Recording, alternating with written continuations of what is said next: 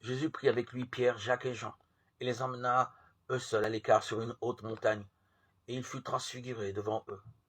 Jésus leur ordonna de ne raconter à personne ce qu'ils avaient vu avant que le Fils de l'homme soit ressuscité d'entre les morts. Marc 9, 2, 9b. La transfiguration simple avant-goût de la résurrection. Pourquoi alors avoir demandé de n'en parler qu'une fois, Jésus ressuscité? À quoi bon parler encore de l'ébauche une fois la réalité advenue?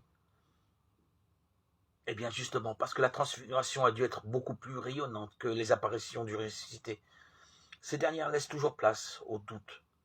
Les disciples peinent à le reconnaître, alors que sur la montagne, les trois apôtres sont littéralement renversés par l'excès de lumière qui les marque d'une manière indélébile. Aussi pourront-ils attester en toute vérité la gloire divine du Christ.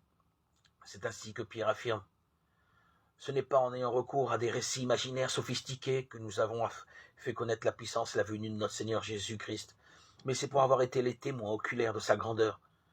Cette voix venant du ciel, nous l'avons nous-mêmes entendue quand nous étions avec lui sur la montagne sainte, 2 Pierre 1, 16, 18. Seigneur, fais briller sur nous la lumière de ta face. Fais-la briller sur tout ton peuple saint. Celui que tu as choisi